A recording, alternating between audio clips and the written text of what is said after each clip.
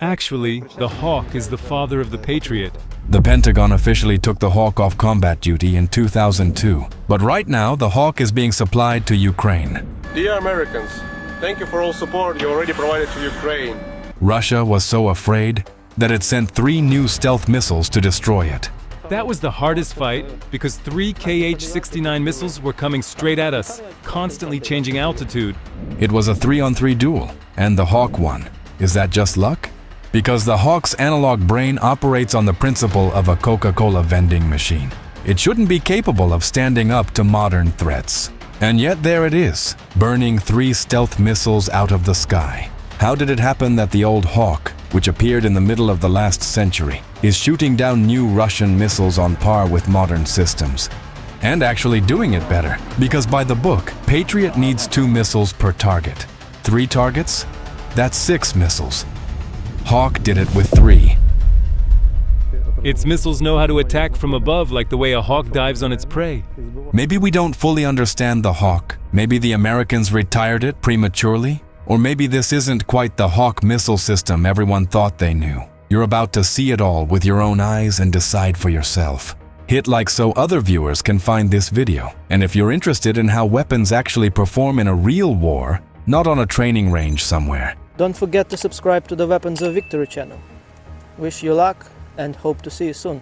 So let's start with the tactics, past and present.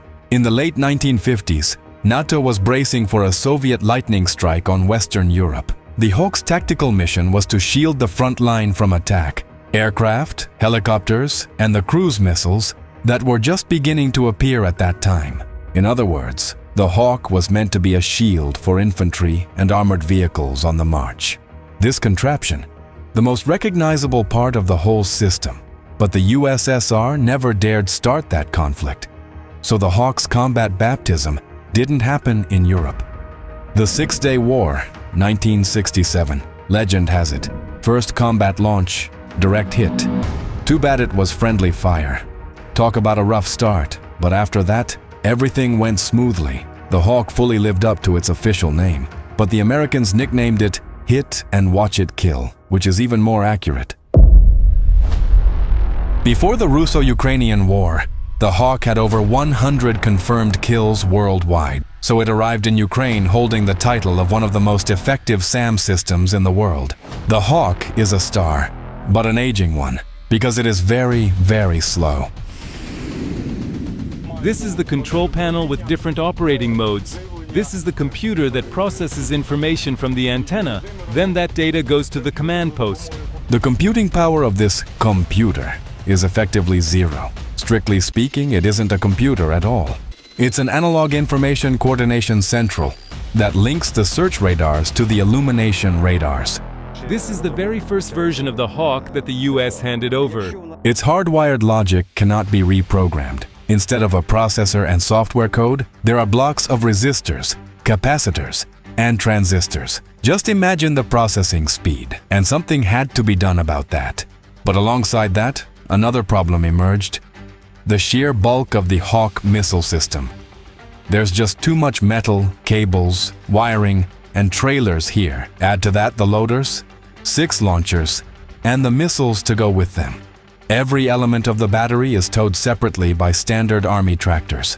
The total number of towing vehicles reaches 15 units, plus up to 70 personnel. The Hawk needs a large team. Some maintain the missiles, others handle the launchers, others do repairs. It's titanic work. For comparison, the Iris-T performs the same tasks with just 3 to 4 vehicles.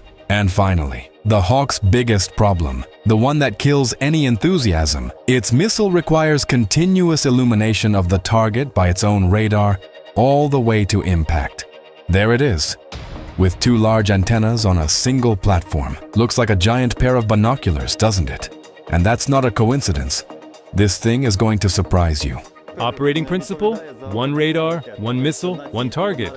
But a battery only has 2 high-power illumination radars, meaning you have 6 launchers and 18 missiles, but you can only engage 2 targets simultaneously. While the missile is in flight, the radar cannot look away for a single second. Lose the illumination, the missile goes blind. Picture it. Somewhere out in a field, A Hawk battery is set up. Generators roar like they're powering a small factory. Radars are blasting constantly into the airwaves. Cables scattered across the ground. The crew sprinting between trailers and launchers. And this entire contraption can simultaneously engage 2 targets. The Hawk turned out to be not only very slow and very bulky, but also conceptually locked into the logic of 1960s warfare. Yes, it's a masterpiece of analog military engineering. But let's leave that for modern marvels on the History Channel. We cover combat effectiveness. The Hawk is a weapon from an era when individual bombers or small flights of aircraft crossed the sky, not swarms of cheap drones and dozens of cruise missiles simultaneously. And here's how Ukrainians forced it to work in the 21st century. First, in Ukraine, Hawks are not positioned at the front line but in the second or third layer of air defense. Their mission isn't to shield troops on the march as in the 1960s. It's to intercept targets approaching cities and critical infrastructure. That's a complete change in tactical role. We have 4 launches to our name, 4 cruise missiles shot down. Second, dispersal. Ukrainians have stretched the system's elements across several kilometers, about 2 miles or more. Destroying the battery in a single strike is no longer possible. We basically live in fields. The main thing is to keep the personnel alive. Then we can do anything, even the impossible. Third, integration with other sensors. Someone else finds the target. A different radar, a different system. The Hawk is now a team player, but its role hasn't changed. Hit and watch it kill. Our tally is 40 Shaheeds plus 14 missiles. The integration of the Analog Information Coordination Central with digital systems is probably the most important change in the Hawks currently fighting in Ukraine. This happens through modules that convert digital signals to analog and back again. Roughly speaking, it's Google Translate, converting from Sanskrit to English. Thanks to this, the Hawk can now search for targets not only with its own radars, but has learned to listen to the entire Ukrainian air defense network. It no longer thinks for itself.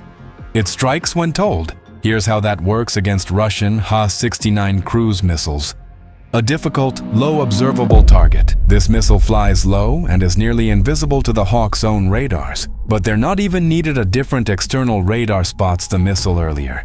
That could be a NASAMS or Patriot radar. Father and son working together. The target coordinates are instantly fed to the command post. The module translates the digital signal to analog.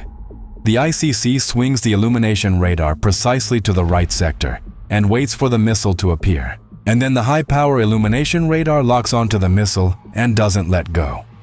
Launch.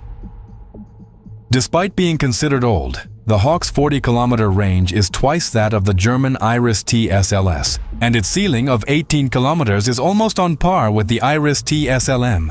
But the Hawk's real value isn't in its maximum performance figures. It's in its minimum ones. The KH-69 can fly as low as 20 meters, which helps it hide from radars behind terrain features and infrastructure objects. Can the Hawk miss? Yes, if the missile's speed drops to 0 kilometers per hour. Which, as you understand, is nonsense. Under any other circumstances, the Hawk's radar will see the KH-69. The high-power illumination radar is tuned to hear only the frequency that corresponds to the missile's speed. Everything else is simply empty noise to it.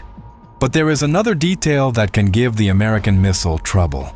The Russian KH-69 has a square cross-section and a coating of special radar-absorbing materials. This reduces its radar cross-section. In certain aspects, the Hawk's missile can lose the target, and that's when things get really interesting. If the missile loses the target, it climbs upward and its seeker looks down, searching for the lost target. As soon as the seeker picks up the signal again, the missile immediately dives back onto the target. This is likely referring to manual override. In one of our videos about NASAMS, a Ukrainian operator said he prefers manual override. How that works on NASAMS you can check out after watching this video. And here's how it works on the Hawk. When the automation loses a target maneuvering very low over the ground, the operator steps in. He manually helps the high-power illumination radar maintain track. Sometimes just a few seconds is enough for the radar to confidently reacquire the target. On screen, this doesn't look like a modern video game. No sleek 3D models, just noise, clutter, and a small bright dot that you absolutely cannot lose. It's precisely because of these manual skills of Ukrainian operators that the old Hawk has proven more effective than some newer systems where the brains trust the automation too much and simply shut down when the signal is lost. The MIM-23's warhead weighs around 75 kilograms. That's significantly more than most short-range missiles. And when it detonates near a cruise missile, it literally creates a cloud of metal in the air that tears the KH-69 to pieces. So the old Hawk suddenly showed its teeth. Its value cannot be overstated, and its prospects are very bright. Because unlike modern systems, the Hawk has no missile shortage. If the Patriot is a Ferrari because each PAC-3 missile costs between $2 and $4 million, and the US produces only a few hundred per year, then Hawk missiles were produced for decades and stockpiled all over the world. Taiwan alone has 900 missiles it no longer needs. They're cheap, and most importantly, they already exist. Of course, none of this would have been possible if the US and allies hadn't upgraded the Hawk missile system before handing it to Ukraine. But not all systems went through modernization. For example, most M777s arrived in Ukraine bare, without the digital fire control system. Hard to recognize the king of the herd in that pile, isn't it? The folks at BAE Systems are in shock at what Ukrainians are doing with it. Thanks to our partners, we have the most advanced version of the 777, the A2. It's fitted with a digital fire control system, the DFCS. That's the 777's ACE card. But before being shipped to Ukraine, it was removed. The Pentagon was afraid the technology would fall into Russian hands. Eventually, though, fully equipped howitzers were spotted at the front. But Ukrainians started pulling the digital fire control system themselves on their own initiative. So what happened? The guys are stripping out the electronics so the Russians can't track them down. Does the digital fire control system actually give away the howitzer's position, or is this just soldier instinct? And the big question, without all those electronic gadgets, has the king of the herd become just another ordinary howitzer? First, we're heading to a firing position to see what the 777 can do in ways the Pentagon can't quite figure out how it's being pulled off without hundreds of millions of dollars. Then we're visiting the location where these wrecks get torn down to the last bolt. Hard to recognize the king of the herd in that pile, isn't it? The folks at BAE Systems are in shock at what Ukrainians are doing with it. But let's start with why the American brain doesn't fit this war. So the digital fire control system consists of several modules mounted on the howitzer: a digital fire control computer, a laser muzzle velocity sensor, and the communication location enclosure, which handles navigation, communications, and coordinate transmission. Here's how they work together. When a commander receives target coordinates, target type, and mission priority, the first thing he needs to know is where his own gun actually is. That's the job of the CLE module, which uses GPS and inertial navigation to instantly lock in the precise coordinates and orientation of the gun in space. Once target coordinates and weather data are entered, the digital computer spits out the firing solution in seconds: barrel elevation angle, azimuth, charge type, and power. This is the standard charge, which can be reduced by removing one section. And this is the full charge, maximum. The commander gives the order. At that exact moment, the laser sensor captures the real muzzle velocity of the round, because barrel wear, powder temperature, and humidity all produce a different result every single time. Even a small difference in velocity at a distance of 20 kilometers translates into hundreds of meters of deviation. The sensor automatically applies the correction for the next shot. The 777 hits far and hits very accurately, so we're doing a lot of damage to the Russians. For an experienced artilleryman, getting a 777 with the brain is like trading a bicycle for a Harley. But speed and convenience come with risks. The DFCS runs in active mode continuously. GPS receiver, inertial navigation, digital communications, all of it radiating an electromagnetic signal. For self-propelled howitzers, that's dangerous too, but they can immediately relocate after firing. A towed 777 cannot. So for crews fighting from fixed positions, That's a serious problem. The towed 777 has a range of 24 kilometers with standard rounds. Today, that's roughly the distance to the front line. About 8 kilometers to the Russians. That means the 777 is firing practically from the front edge of the battle area. Radiating a signal in those conditions is basically handing a burglar a key to your front door, because Russian EW systems run non-stop and cover dozens of kilometers. That's exactly why Ukrainians are pulling the CLE module, without which the whole system goes dark, and switching to what they call radio silence mode. But that does not mean the 777 is shooting blind. We have a target, Russian trench positions. We're about to make their trenches a little deeper. Before you see what Ukrainians are using instead of the American system, Don't forget to subscribe to the Weapons of Victory channel and hope to see you soon. And all of this weight will fall to the Russians' heads. Ukrainians have proven that the 777 can operate completely independently. The commander holds a standard tablet running the Kropyva app, which ties reconnaissance and fire assets into a single shared operational picture. Any Ukrainian unit can enter coordinates of detected Russian positions or equipment directly into the system.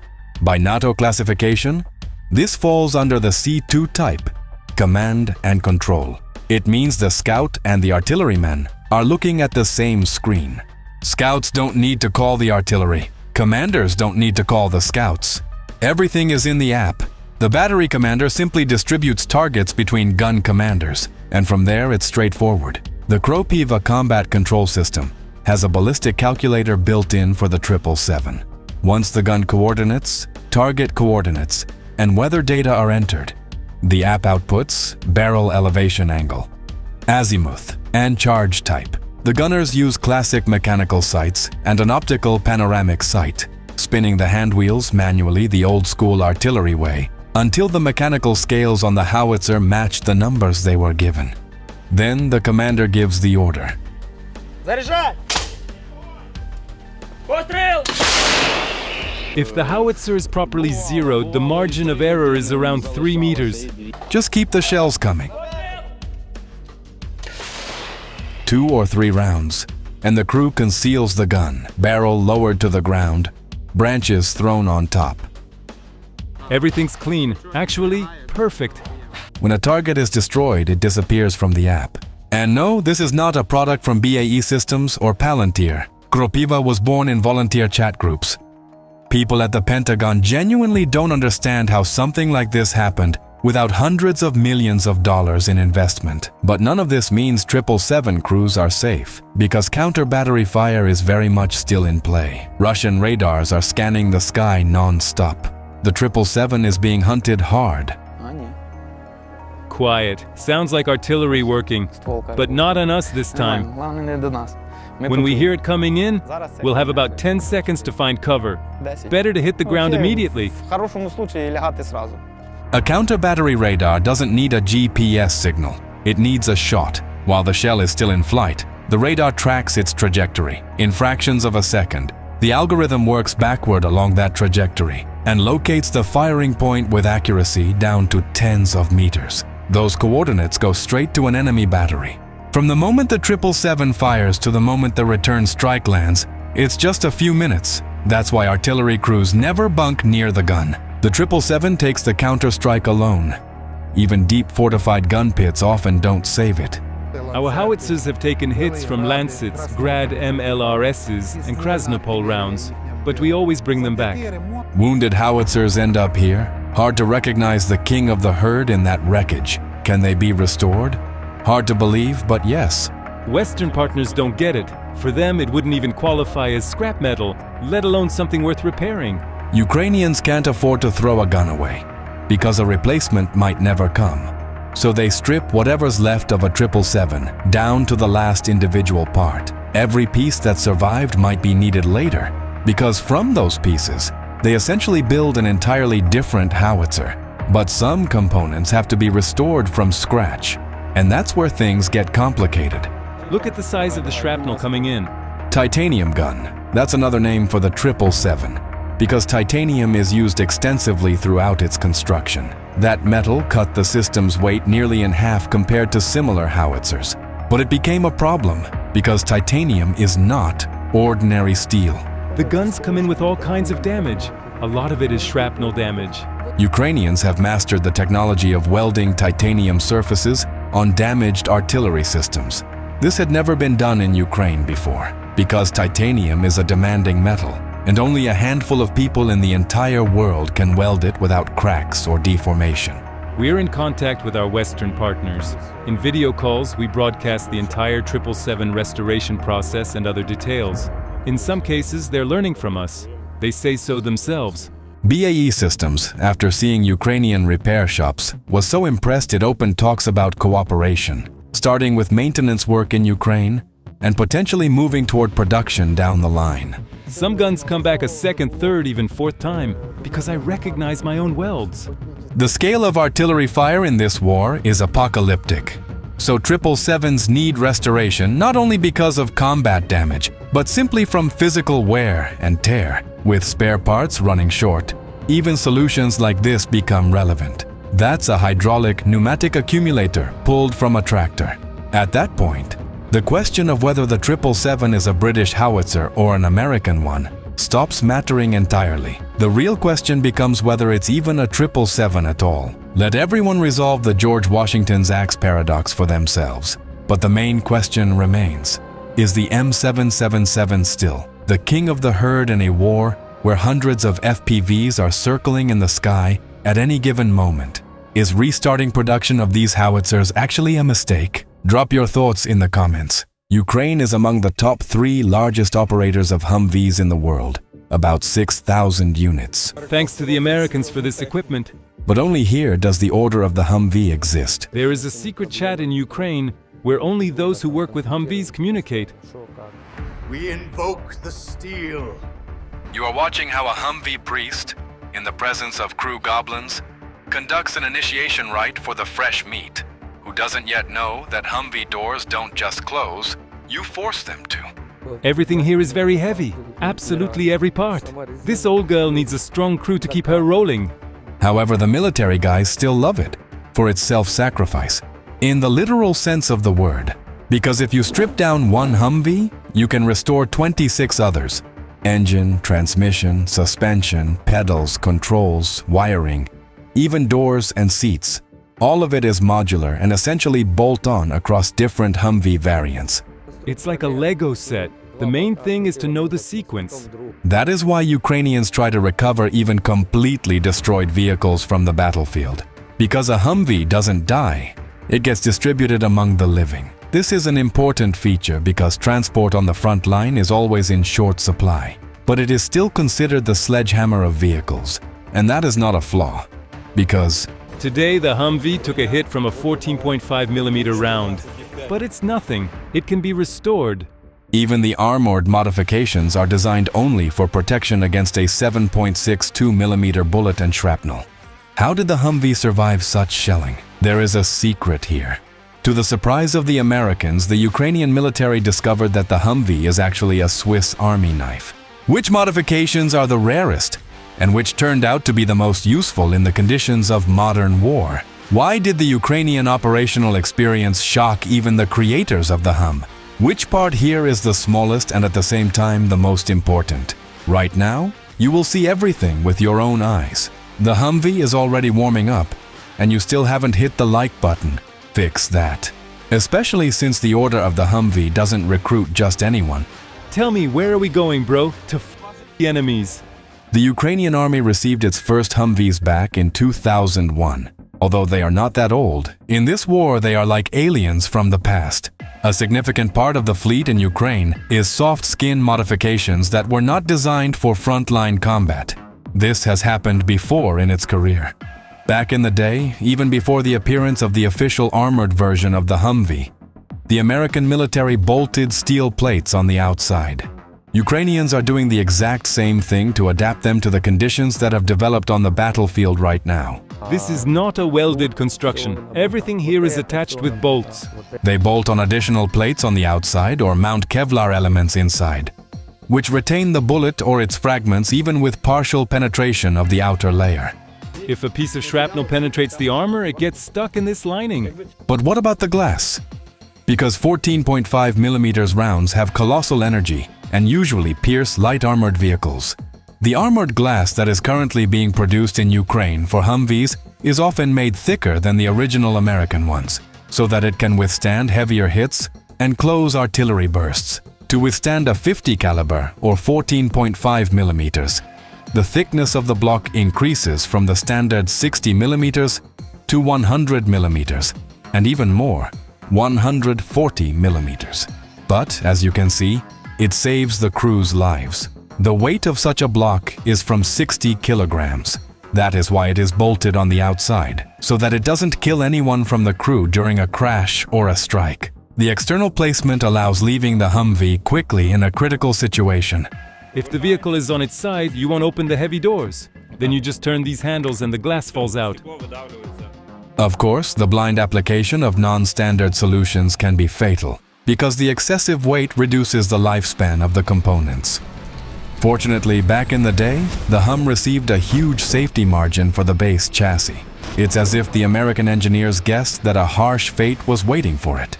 The sheer strength of the chassis allows you to create any modifications on this platform. In Ukraine, special units handle this. Later on, you will see their work. But if the frame can be reinforced, what about the engine and the automatic transmission? Because an extra 1 or 1.5 tons is a noticeable difference. Unarmored versions often have a 3-speed transmission. This is a problem, so they try to swap them out for a 4-speed one, which easily handles the heavy weight thanks to electronic control. A Humvee transmission swap is a relatively simple and well-known trick in the States, so we won't get hung up on that. But the V8 Humvee deserves special attention. There hasn't been a single time when it didn't start. This monster is capable of running on anything. The main thing is that the bulk of the fuel cocktail consists of something that burns. Everything else could be donkey piss for all it cares. And all of this without complex electronics. But sometimes rain or a puddle forces the mighty GM Detroit diesel to fall silent. The issue is in this little breather valve on the fuel lift pump. If it breaks, water from the rain or puddles easily gets into the fuel line, and because of a penny part the size of a fingernail, a massive military all-terrain vehicle with a V8 becomes immobilized. And this is the drain hole, the most important hole in the Humvee. Ascent is almost twice the size of this opening, through which dirt, water, and used oil are supposed to drain out from the valley of the block. But if the drain gets clogged, the fuel pump dies. The engine stalls, and the Humvee becomes a target. You'll be surprised, but the Humvee's engine has very modest power and torque, on the level of a civilian SUV. Why then is the Hum's off-road capability on the level of heavy tracked vehicles? Here in the wheels, a very atypical thing is implemented. Portal gear hubs. Unlike a regular car, it adds an extra step between the axle and the wheel. Just like a tractor, this extra gear multiplies the torque right at the wheel, giving it the massive grunt needed to crawl through anything. As a result, the Hum digs in until it bottoms out on its belly. And when it does bottom out, your best helper is a shovel. You can take your time because the front line is far away. Today, you almost won't find them on the battlefield. The days of dashing attacks with a Ma-Deuce on the roof, as you understand, are gone. However, this does not mean that Humvees are standing idle in the garage. It has evolved. From an attack vehicle, it has turned into a workhorse. It transports ammo, evacuates the wounded. But you could use other pickup trucks for this, couldn't you? It's impossible to compare. A pickup truck is repaired every day, a Humvee once every few months. Timely evacuation often means a saved life of a fighter. Thousands of Humvees on the front line means thousands of saved people, every single day. Therefore, the usefulness of the American vehicle is hard to overestimate. With the help of this Humvee, we evacuate the wounded, thanks to the free world for the help. And they also mount other weapons and equipment on it. It has been modified. A UMZ is installed here, a system for remote mining. Each of these blocks contains 30 charges with anti-tank magnetic mines, which are ejected by explosive squibs to a distance of up to 100 meters from the vehicle. But the main thing is, the mining can be carried out at full speed.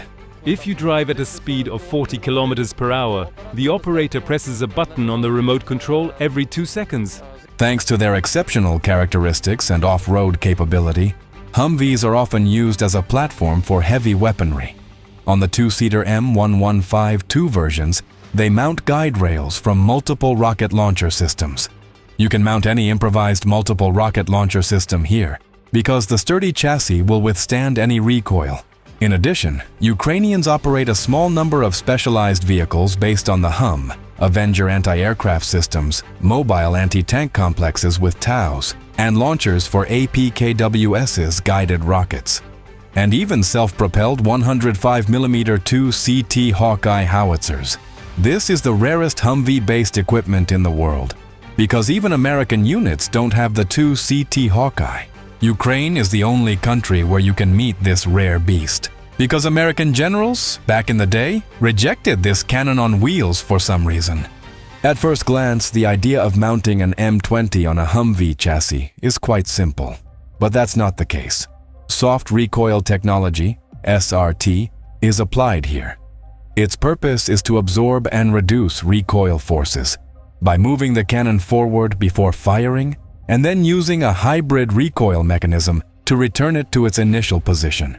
Without SRT, the shot won't be accurate. There is a separate video about the 2CT Hawkeye on our channel. We recommend watching it after finishing this video. But right now, you will see something that no army in the world operating Humvees has. When the number of Humvees in Ukraine started to be measured in the thousands, the military realized they needed a specialized service because the vehicles were being repaired either directly within the units or at private repair shops. That is when Ukrainians designed something that didn't even exist in the army yet. I did my training in the States, so I kept in touch with both the instructors and the manufacturer. When I asked if they had a maintenance vehicle that allows for a complete repair of any Humvee, they said that you need 3 maintenance vehicles for different tasks. This trailer includes a full-fledged tire shop with wheel balancing, pneumatic and hydraulic jacks, a generator, a loader crane that allows swapping an engine right in the field in 2 to 3 hours, and 3 spare engines on board. We swapped the engine even out in the field. 7 of these workshops on wheels are operating across all sectors of the front line. The repair protocols are strictly defined. Perhaps it is only thanks to these crews that Humvees in Ukraine are still in the fight. Write in the comments about your own experience operating the Hum, since we have a lot of military folks among our viewers. Or if you are not yet a member of the Order of the Humvee, drop your thoughts on the fact that Pete Hegseth ordered the army to stop purchasing obsolete systems, directly citing the Humvee as an example of excess equipment. But in the war in Ukraine, there are M113s, which are simpler, cheaper, and more reliable. There is practically nothing to break here. Well, almost. Exit hole from a 30mm full penetration. You're not fixing that. This isn't a Humvee. You can't just replace a panel. A few hours ago, this M113 ended up in a meat grinder. If a Humvee had been in its place, you'd be looking at scrap metal, because the enormous kinetic energy of a 30mm round can not only punch clean through a vehicle including the engine, it can destroy the frame or suspension. But this 113, or MK, as Ukrainians call it, looks surprisingly intact after a savage fight. Can it actually be brought back to life? Here's the situation. The round came in from the side, hit the engine, and exited out the other side. It's no wonder the Americans have been trying to get rid of it. The 113's hull is made from an aluminum alloy, not steel like the armored Humvee, and although the aluminum coffin weighs more than twice as much, it's debatable whether it's actually more survivable. But Ukrainians have found ways to make it both very aggressive and very useful in this war. After the war, Ukraine could host a championship in upgrading the 113. New weapons, new protection, full conversion to robotic platforms. You're about to see all of it. The M113 is a classic from the 1960s, simple and reliable. Its armor holds against 7.62 millimeters. That's exactly why Ukrainian assault troops in this footage drive right up to Russian positions with considerable confidence and engage in combat. And after completing the mission, they climb back into the M113 and pull back without drama. But that was 2 years ago. Today, the aluminum coffin's protection is no longer adequate, because drones are circling overhead. In this footage, a Russian FPV is chasing a 113 with an EW system on the roof. A Ukrainian soldier tries to shoot it down, miss. He quickly ducks back inside. Impact. This time it got off lucky. But as you can see, the net and the EW system guarantee nothing. The FPV punched a hole. If there had been a second and third FPV in the air, the result would have looked roughly like this. RPG warheads, which most FPVs carry, punch straight through the 113's special aluminum alloy armor. RPG hit, clean through, including the instrument panel and the engine. There was a fire, but this baby saved all of us. Everyone made it out alive. But then this unusual footage came our way. At the moment, troops are loading up. The APC takes an RPG hit. The smoke clears and what? No penetration. Then another hit follows. Thick white smoke from the hatch indicates the fire suppression system activating. Think that's the end? The explosion deafened me, so I looked at the tachometer and saw the needle trembling. That meant the engine was still running. I was shocked. I pressed the accelerator and the MK moved.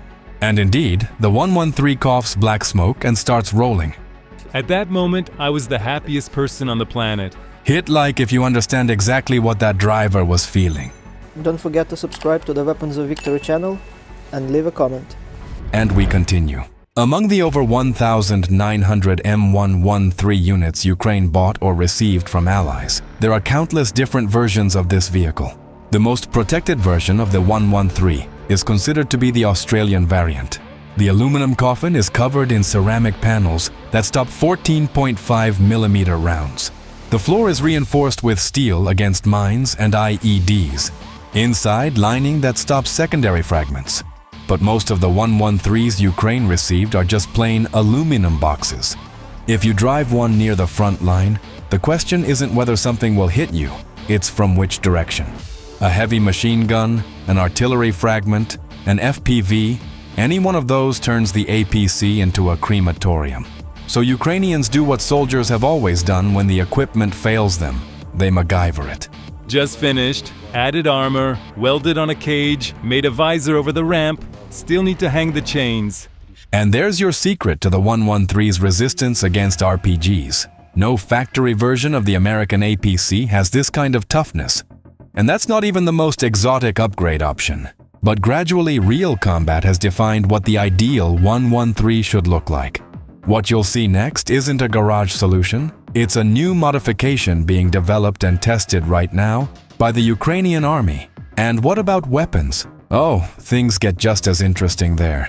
The most aggressive, teeth-bared version of the American APC is arguably the Belgian variant, closely mirrored by the Dutch series. This cannon demolishes everything. That's a turret with a cannon, plus 180 rounds of 25mm arguments in reserve. There were cases where this thing took apart a T-80. And for dessert, an FN Mag 7.62mm machine gun. Because sometimes less is enough. We have a separate video on our channel about how the Benelux modification of the 113 fights in combat, so we won't go deep on that here. There's also a version with the Mark 19 grenade launcher. I turn on this monitor, then I turn this on here. Done. It's ready to fire. And this is a self-propelled 120mm mortar. The logic is simple: shoot and run. But all of that is the exotic stuff, because the majority of the 113 fleet in Ukraine consists of baseline models. For those, the Madus is the gold standard. The heavy machine gun is mounted on an open turret at the commander's hatch. On baseline models, 360-degree protection for the gunner is not standard. To fire, you have to expose yourself and become a target. But nobody wants that. So in Ukraine, American APCs are being fitted with structures that protect the gunner from snipers and fragments. Look at how many hits this turret has absorbed. Without it, that machine gunner would have been killed in the first second of the fight. But can you install a remote weapon station and turn the aluminum coffin into something that actually belongs in the 21st century? Certain Ukrainian units are installing the SARP dual combat module from Turkish defense company Aselsan. In the Ukrainian version, the combat module is fitted with 12.7mm and 7.62mm machine guns. Other machine guns can't be installed right now. All the standard mounts were designed specifically for these. The module is remotely operated, controlled from inside the APC, but can also be fired manually if needed. And this thing is helping shoot down Shaheeds. But what about assault missions? Australian and Dutch experience shows that virtually anything that shoots can be mounted on the 113 platform. By the way, the Americans at one point experimented with tactical nuclear weapons on it. Taking all of that experience together, Ukrainians have finally assembled something remarkable on the aluminum coffin platform. The technical requirement was simple: surpass the M113 in protection and firepower without losing cross-country mobility. Officially, it's called the Skiff APC, but the hull is aluminum, just like the 113. The armament is a remote weapon station with a 12.7mm or 14.5mm machine gun. Crew? 3 people plus 8 dismounts. Even if steel hulls replace the aluminum ones in production, the visual profile leaves no doubt. This is an improved American or its European derivative. It withstands a 6-kilogram explosive detonation under the floor and point-blank 14.5mm hits to the frontal aspect. With the reinforced armor and combat module, its weight reaches 15 tons, but that's not a critical issue. The Ukrainian 113 is already in testing, but engineers noticed another brilliant feature of the aluminum coffin: its genius layout, like something designed in Minecraft or built with Lego. The Soviet Union once tried to copy it, but the result was poor. Look, the engine is pushed forward and to the side. The driver's position is on the other side. The result is a near-perfect rectangular box on the inside, with no protruding components, deep wells, or awkward corners, thanks to the compact transmission. A flat floor, that's the old 113's biggest advantage over modern APCs. Add a wide ramp on top of that. You can fit almost anything in here. It's a genuine storage unit, and Ukrainians are using it to transport evacuation robots for the wounded. Evacuating the wounded is the hardest work. There's more adrenaline in it than in combat. Here's the thing. You can build a small combat drone with a machine gun, but you can't build a small UGV for evacuating a wounded person, because its size has to match the size of a human body. Here's how it works. A remotely operated UGV returns with a wounded soldier on board. At a somewhat safer distance from the line of contact, an M113 is waiting for it. Watch. The UGV drives inside the armored vehicle like pulling into a garage. Now you have to move fast because its add-on protection might survive 1 or 2 FPV hits if lucky. But if there are more birds up there, well, you know how that ends. Missions like these always come with a huge adrenaline rush, but they also always bring enormous joy when everything works out. Just 2 to 3 years ago, it was widely believed that the war in Ukraine would be the 113's final mission. Too outdated, too obsolete. More than 80,000 units have been built since 1960, so Allies handed them to Ukraine without a second thought because disposal would have cost more. But today, the 113 is the only APC in the world that is better prepared than any other for cooperation with UGVs. This platform deserves a long life, and the man who made this APC possible deserves our gratitude. Thank you, General James M. Gavin. Thank you, Jumping Jim. You'll be surprised, but the M113 isn't the only thing Ukrainians are grateful to General James M. Gavin for. Without the M2 Browning, this war would have been different. And that's no exaggeration. When the Russians came, they were met with a wall of bullets. Mounted on a Humvee or an M113, the American heavy machine gun quickly became the true king of the assault. When it's working, you can't even lift your head. But now, rolling out on an M113 with a Ma Deuce on the roof, forget it. One hit and you're meeting your maker before you've even flicked the safety off. If in this footage the score is 10-0 in favor of the 50 cal after 10 seconds of fighting, and here an American volunteer is putting on a masterclass with the Ma Deuce during an assault in the early months of the war, well, today the score is always in favor of the drone operator. The Ma Deuce genuinely helped the Ukrainians a great deal. But FPV drones changed the rules of the game. Today the front is 5, 10, sometimes 15 kilometers of death, a solid kill zone. Where before a machine gun ruled when repelling an assault, now it's a drone carrying 3 kilograms of explosives. Small arms firefights are a rarity. It seems like in these conditions, every M2 Browning in the Ukrainian army should just be carefully greased up and sent to a warehouse until better times, if not for a new leap in the evolution of combat that's happening right now. Unmanned ground vehicles. At first, soldiers laughed at these robots, calling them turtles. But now Ukrainian UGVs and ground turrets with the M2s appear to be becoming a new phenomenon that's actually influencing the course of the war. Everything that comes into the field of view doesn't fly any further. Why did the old American machine gun become the perfect heart for the newest robots? And are ground drones really the new standard of warfare? And why are the Russians barely using them? Take off the rose-colored glasses. We're getting into it. Don't forget to subscribe to the Weapons of Victory channel and hope to see you soon. So the Russians first encountered a Ukrainian UGV near Kharkiv. It was a surprise for them. Honestly, this remotely operated cart with a turret isn't all that impressive at first glance, because this thing was literally built in a garage near the front line. So what's the operator's mission with this UGV? War always means losses. We try to minimize them. First, the UGV pushes through ruins where an enemy could be hiding. Then the operator drives it out into open ground, where the life expectancy of an infantryman is measured in minutes. The drone also has a tough time here due to limited mobility over rough terrain. Finally, the drone opens fire toward Russian positions hiding in a tree line. Of course, this isn't precision fire, because the recoil from the 50 cal makes the platform shake like a leaf in the wind. Pure chaos. But will anyone be brave enough to return fire? Experience shows there are no such madmen.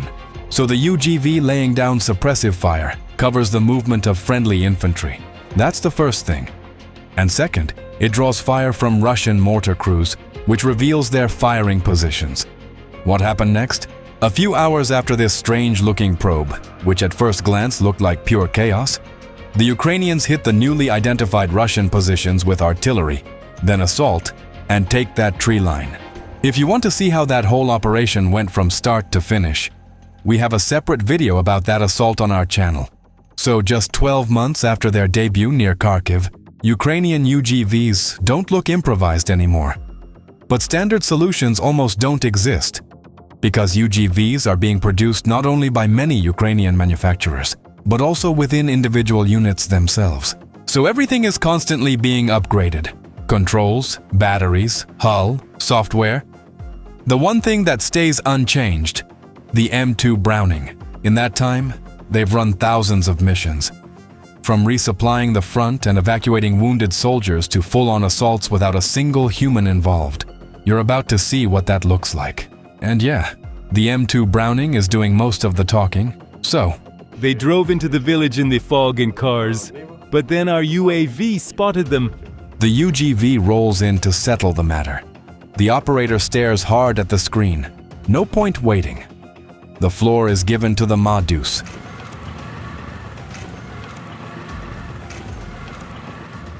Wait, what's happening here? The Russians are surrendering? Yes. The thing is, the sound of an American heavy machine gun firing is absolutely terrifying. Plus, the sound of FPVs circling overhead. And here's a little discovery about something not widely known about human psychology. Something that neither psychologists, nor science fiction writers, nor robot movie makers know, because this knowledge only comes from experience. Yes, there's an interesting psychological factor here. A person understands another person because they can read their intentions from external cues, mood, voice, posture, and so on. But when you're facing a chunk of metal with a 50 cal, you have no idea what's coming next, whether it will shoot or not. That uncertainty is terrifying and paralyzing. That's exactly why they look so confused when they surrender. But as you understand, the M2 isn't mounted on UGVs just to scare the enemy. It's there to guarantee hits on targets. On the early robots, the American heavy machine gun fired chaotically because the platform shook with every shot. But over time, Ukrainians tamed those vibrations with a stabilizer and a fire control system. Here's how it works. After each shot, the AI calculates how much the barrel has deviated from the aiming point due to recoil and platform vibration.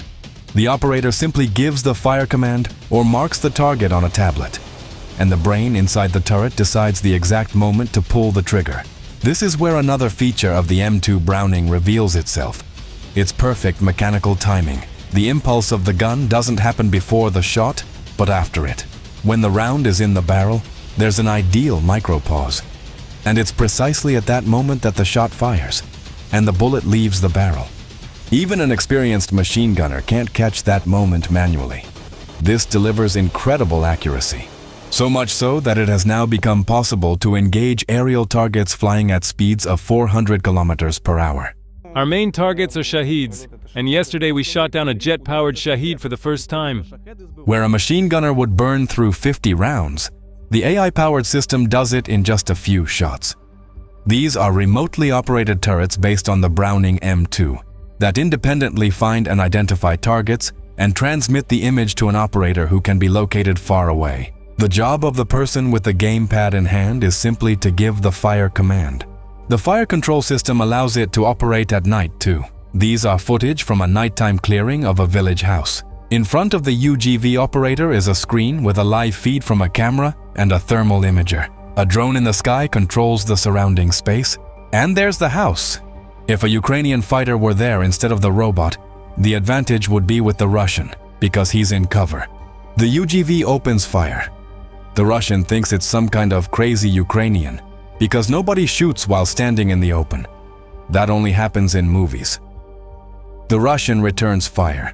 But a robot isn't a person who ducks for cover, so the American heavy machine gun coldly finishes the job. Of course, operations like these are supported by recon UAVs and systems to counter Russian EW jamming, because without a signal, any UGV turns into helpless scrap metal. But as you can see, in just a matter of months, UGVs have significantly changed how Ukraine fights. First our UGV clears the street, and only then do the guys move in. So why aren't the Russians taking advantage of what robots offer? The Russian army has large platforms weighing 7 to 10 tons. They're too visible to Ukrainian recon drones and too vulnerable to artillery. On top of that, they're extremely rare, so Russian unit commanders can't deploy them everywhere. It's simpler to send a person on the assault, someone you don't have to file a stack of reports over when they're lost. And the final argument: the Russian army doesn't have the Browning M2. Russian 50 cal equivalents are not as stable or reliable. The Ukrainian army is betting on small, cheap, modular systems that are easy to hide and not too painful to lose. Hundreds of private companies and volunteer groups are competing with each other to build the best UGV. Developers stay in close contact with frontline units, so battlefield experience is immediately fed back into new models with better firmware and mechanical solutions. But the Russians are learning fast how to counter Ukrainian UGVs. Every time our UGV goes out, it gets met by FPVs, but it takes the hit and keeps going. Here's a robot meeting an FPV ambush drone, and here's one robot pulling another off the battlefield. You used to only see that kind of thing in Marvel comics. Look at how many robots were hit at a range of 100 meters. But that's exactly the point. It means a lot of soldiers' lives were saved. The US Army is studying Ukrainian experience closely. Yes, sir. Just as a general way of doing business, their level of innovation is out of this world. Who knows? Maybe we'll soon see a ground operation where UGVs are the main players on the battlefield. But there's a problem. American equivalents cost tens of times more, because they're more loaded with features. Drop a comment and tell us, what's better? Having a limited number of feature-packed robots, or betting on quantity? And overall, do you think UGVs are really the future? Yet, the hardest missions in this war are still executed by the people holding small arms instead of joysticks. During combat, fighters don't have time for sensors and artificial intelligence. What saves them is their sheer will, a dependable weapon, and tough transport. The heroes of this video were born a long time ago, but without them, this war would look very different. Fortunately, they were once produced in massive numbers, so they're still in the fight today. It was precisely that scale of production that shaped their fate. And now, for the most dedicated of you, a short special report straight from our studio, filmed right at the front line. Watch as the 25th Brigade, 7th Corps of the Air Assault Forces holds the line so our infantry can breathe.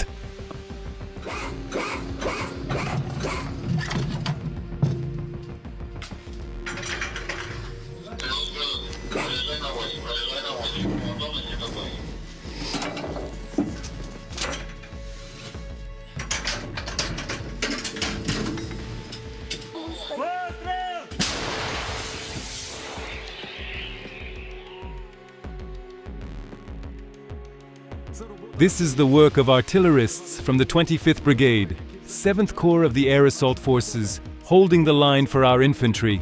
They're targeting enemy positions on the outskirts of Hreisheim. There was a small assault group there. We fired 5 rounds, enemy hit. The last 2 landed right on target. -1 assault group. Now that's a good Russian. Word of a successful strike gets back almost instantly. Right away they're dropping fire emojis, thumbs up. Right away the command comes back like, hit them again, one more time. The artillerists of the 25th Brigade have no shortage of work. The enemy keeps pushing to break through Hreisheim and dig in toward Dobropilia. They try to assault every single day, multiple times. Small groups, 2, 3, 4 men at a time. We'll show you how a gun crew actually operates. But first, let's talk about how we got to the paratroopers' positions. I check the intel they feed me. Muddy, clear, can we move, can we not? And I report along the route point by point. We hit a checkpoint, I get a thumbs up, that means we're good. If they message me that it's time to run and take cover, and we're out in the open, we don't stop. We push to the nearest cover no matter what. If we spot even a small bush, we spread out as far from the vehicle as possible. Priority number 1 is not us, it's the equipment. On site, Valentin meets us, commander of the M109 Paladin howitzer. While the crews are unloading ammunition, we ask him how the gun team runs. I calculate the settings and pass them to the gun. The gunner receives them, issues commands at the piece, a certain charge, a certain load, and corrections to his assistant, who sets the sight, while the gunner sets the elevation. Andriy is the senior gunner. Speed and accuracy of the strike depend on him. I take all the numbers, I run the occupancy here, and I manage the crew here. I call what to bring, what to hand over. The driver mechanic brings the gun into position, camouflages it, and keeps it battle-ready throughout the fight. Our work is a team effort, and for the driver mechanic, that's obviously vehicle maintenance. Plus, I handle the powder charges, that's extra work on top of that, plus camouflage and decamouflage. I love this energy. This is fire right here. Since the start of April on the Pokrovsk axis, nearly 700 enemy assault attacks have been recorded.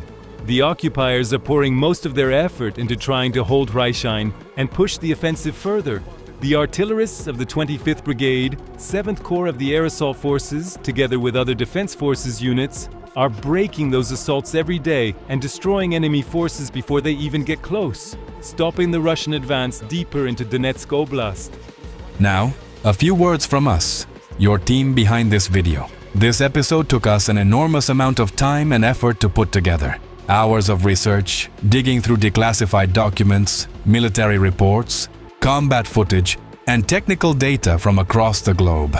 So if this video gave you something, whether it was knowledge, inspiration, or just pure excitement, please leave a comment below. We genuinely read every single one. What we witnessed here isn't just military ingenuity, it's something deeper. It's the story of a nation that looks at what others throw away and sees potential. That takes obsolete and turns it into unstoppable. That rewrites the rules of modern warfare with tools forged in another era. Russia came with brand new equipment, fresh doctrine, and overwhelming numbers. And it got humbled by iron, by creativity, and by sheer Ukrainian determination. And there you have it. Friends, 5 legends, 5 stories, 5 weapons that the world had written off, and Ukraine brought them back from the dead. And here's the big question we want to ask you directly. What should we cover next? Drop your ideas in the comments. Write in the comments whether you think Western armies moved too early toward expensive, complex systems, while other armies kept betting on mass production. We want to hear what you think. And in these playlists, you'll find more videos about Western weapons fighting in Ukraine. If you made it this far, 1 full hour with us, You are exactly the kind of viewer that makes this channel worth building. Thank you. Seriously. From the entire team, hit that like button. Subscribe if you haven't already, and we'll see you in the next one. Stay safe and support Ukraine.